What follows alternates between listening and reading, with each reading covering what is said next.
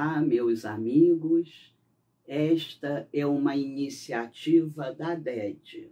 São esses momentos em que nós paramos alguns minutos, alguns instantes, nos liberamos daquelas nossas preocupações mundanas, erguemos os nossos olhares, os nossos sentimentos e as nossas vibrações até as moradas celestiais. Nos abrimos nesses momentos para receber as bênçãos divinas que caem sobre nós, sem nenhuma interrupção. Essa é a iniciativa da DED, que nos ajuda tanto a caminhar nesses momentos especiais pelos quais todos, de alguma forma, passamos. Momentos que nos fizeram, talvez, progredir um pouco mais.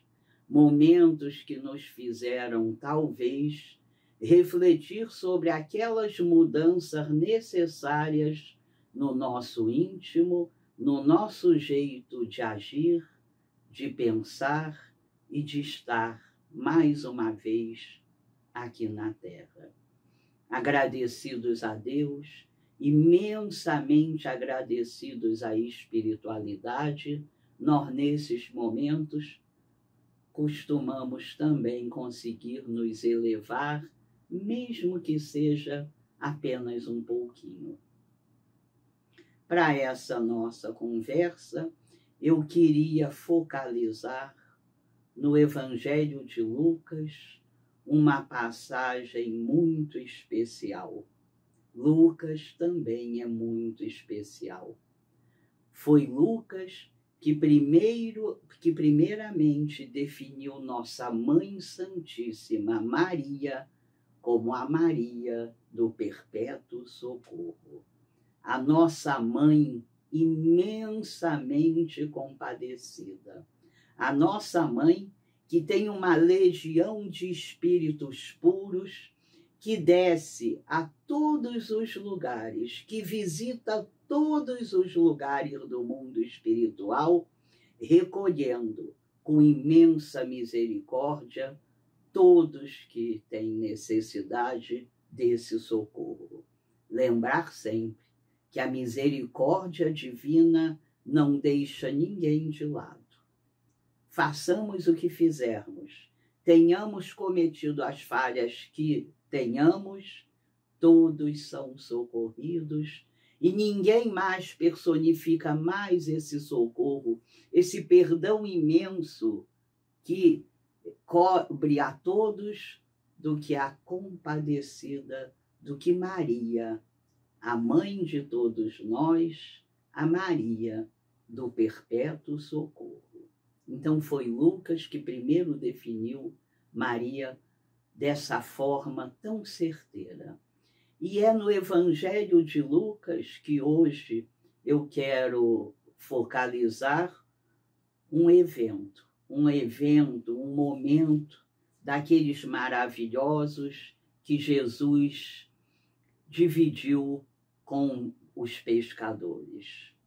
Sempre pessoas muito humildes, sempre pessoas discriminadas pelos poderosos, eram elas as escolhidas por Jesus para nos dar lições de imenso amor, de imensa sabedoria. Vou pedir licença para ler aqui o primeiro versículo do capítulo 5 de Lucas, quando nos é narrado. Certa vez em que a multidão se comprimia ao redor dele para ouvir a palavra de Deus, à margem do lago de Genezaré, viu 2 pequenos barcos parados à margem do lago. Os pescadores haviam desembarcado e lavavam as redes. Subindo num dos barcos, o de Simão Pedro, pediu-lhe que se afastasse um pouco da terra. Depois, sentando-se, ensinava do barco às multidões. Quando acabou de falar, disse a Simão: faze-te ao largo, lançai vossas redes para a pesca. Simão respondeu: mestre, trabalhamos a noite inteira sem nada pescar, mas por que mandas? Lançarei as redes. Fizeram isso e apanharam tamanha quantidade de peixes que suas redes se rompiam. Fizeram então sinais aos sócios de outro barco para virem em seu auxílio. Eles vieram e encheram os 2 barcos a ponto de quase afundarem. À vista disso, Simão Pedro atira-se aos pés de Jesus, dizendo: afasta-te de mim, Senhor, porque sou pecador. O espanto, com efeito, se apoderara dele e de todos os que estavam em sua companhia por causa da pesca que haviam acabado de fazer. E também Tiago e João, filhos de Zebedeu, que eram companheiros de Simão.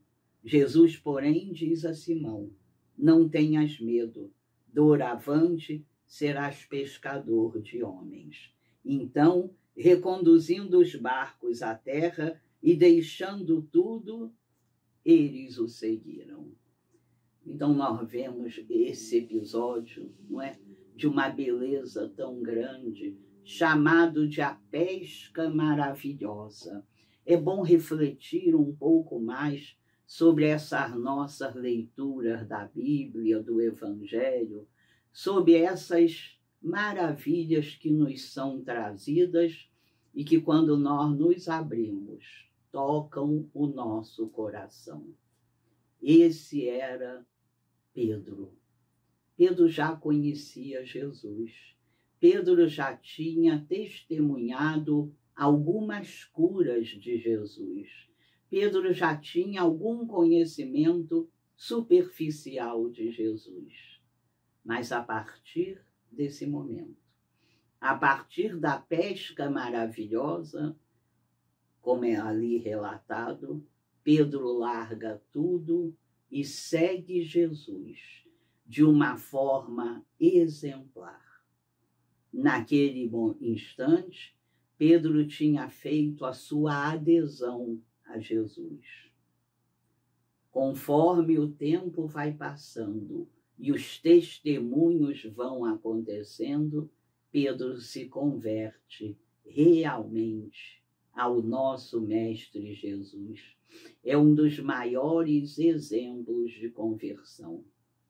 Amélia Rodrigues, a grande escritora, esse grande espírito que nos traz páginas belíssimas, o chamava de o discípulo sincero. Talvez não se veja tanta sinceridade como em Pedro. A sinceridade. Um homem muito parecido com cada um de nós, com dificuldades de entendimento, mas com uma sinceridade a toda prova. Ele era aquele homem muito simples, de preocupações restritas, e sua biografia é a biografia comum dos homens da época, quando ele, então, é convidado a levar seu barco para mais longe, para que aí sim pudesse pescar. É que Pedro, até aquele momento, pescava em águas superficiais. Será que nós também não temos feito apenas pescas superficiais? Será que nós, até hoje, não temos jogado nossas redes em águas superficiais que não nos trarão fartura, fartura que interessa, a fartura espiritual? Como é que está como é que estão os nossos ímpetos, as nossas vontades, os nossos pensamentos, os nossos sentimentos? Pedro testemunhou inúmeras curas, como eu já disse, inclusive a da filha de Jairo. Pedro testemunhou a transfiguração de Jesus no Tabor. E apesar de, num momento de fraqueza que todos nós temos, ter negado Cristo por 3 vezes, Pedro é essa rocha, a pedra, a certeza da sinceridade da fé. Após o que foi feito com Jesus, após a barbaridade que foi feita com Jesus, após a sua crucificação, é Pedro o primeiro a chamar aqueles homens que restaram muito amedrontados, com vontade de fugir. É Pedro que os chama.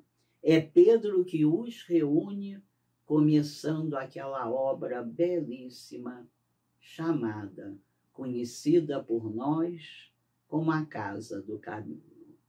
É Pedro, o servidor fiel. É Pedro que nos chama a atenção para esse caminhar entre a adesão à doutrina do Mestre e a real conversão. Inúmeros foram os momentos em que Pedro teve que testemunhar essa fidelidade. Torturado, machucado, imensamente injustiçado, Pedro soube prosseguir. Prosseguiu tanto, se fez tão único, se fez tão aderente à doutrina do Mestre, que inúmeros homens daquele tempo testemunharam que ele chegou ao ponto de apenas pela sua sombra curar doentes que o buscavam. Este foi o caminho daquele homem que só se preocupava com necessidades básicas, daquele homem rude, daquele homem de seu tempo, que, conhecendo Jesus, caminha da adesão para a verdadeira conversão. Esse é Pedro. Pedro, a pedra, a rocha, a fortaleza da fé que se justifica diariamente nas decisões que toma, nos exemplos que espalha. Hoje em dia, nós todos também somos chamados para sair da superfície, para sair das águas superficiais e buscar com consciência lugares mais profundos. Lugares mais profundos são esses que nos chamam para a reflexão. São esses que nos chamam para a necessidade de mudança íntima. Não nos basta conhecer o Evangelho, não nos basta decorar trechos e às vezes até textos inteiros para repeti-los em alguma situação. O que precisamos é converter pequenas linhas do que nos emociona em atos, em atitudes, em pensamentos e sentimentos. Quebrar nossos corações ainda tão endurecidos. Aumentar paulatinamente a nossa capacidade de amar.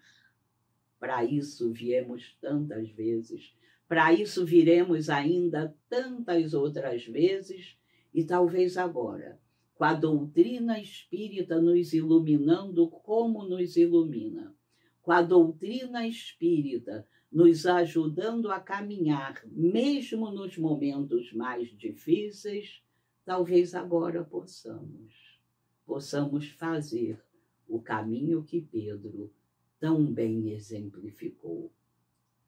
Adiantar nossos passos, não parar no momento em que fizemos a adesão aos ensinos do Mestre. Esse momento, inclusive, não é nem dessa encarnação. Em encarnações anteriores já conhecemos a doutrina do Mestre e ela tocou o nosso coração. É preciso agora caminhar mais. É preciso agora ir nos testemunhos que nos aparecem, trabalhando o nosso íntimo. É essa a nossa grande tarefa. Será que estamos nós, depois desse tempo, também prontos para os testemunhos que Pedro deu? Pedro sente essa nova realidade abrir-se para ele após os ensinos de Jesus. Foi uma criatura que superou a si mesma, superou ao seu lugar de conforto, saiu do lugar de conforto, se abriu para novas perspectivas, para novas realidades. Pedro superou a si mesmo para dar a todos nós esse exemplo imenso de transformação. Pedro foi convocado pelas reflexões a Jesus e respondeu muito bem a todas elas. Nós, há muito tempo, também somos convocados. No início eram convites, agora são convocações. Pedro consegue corresponder a todas elas. Será que nós já conseguimos? Será que a convocação para a nossa transformação íntima, para a nossa melhora, já pode ser respondida? Que possamos refletir sobre isso. Que possamos refletir, hoje em dia, quais são os sentimentos reais que nos movem. Quais são os sentimentos profundos que movem as nossas ações, os nossos sentimentos, os nossos pensamentos.